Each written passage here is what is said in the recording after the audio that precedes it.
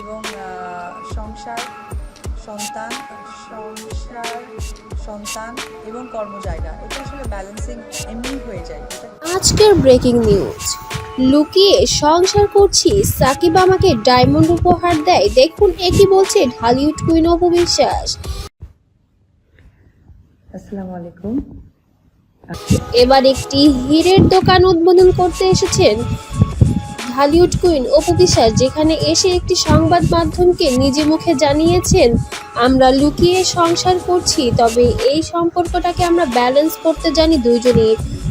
আমার প্রত্যেকটা সফলতার কৃতিত্ব অবদান সমস্ত শাকিব খানের। দুজনই দুজনার কর্মক্ষেত্র থেকে আমরা সবাই ব্যস্ত, তারপরও সন্তানকে যথাসময়ে আমরা সময় দেওয়ার চেষ্টা করি এবং আমরা দুজন ভাগ করে নিই।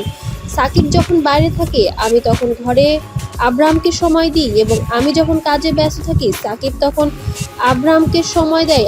উনি যদি না থাকতেন আমার পাশে বা আমার কাজের জায়গাতে, ওনার যদি সেই সাপোর্টটা না পেতাম, হয়তোবা প্রযোজনাটা আমি করে উঠতে পারতাম না। আমরা দুজন মিলে আমার সন্তানকে মানুষের মতো মানুষ তৈরি করছি এবং আমরা দুজন যথাসাধ্য চেষ্টা করছি বাবা মা হিসেবে সন্তানকে সঠিক সময়টুকু দেওয়ার জন্য।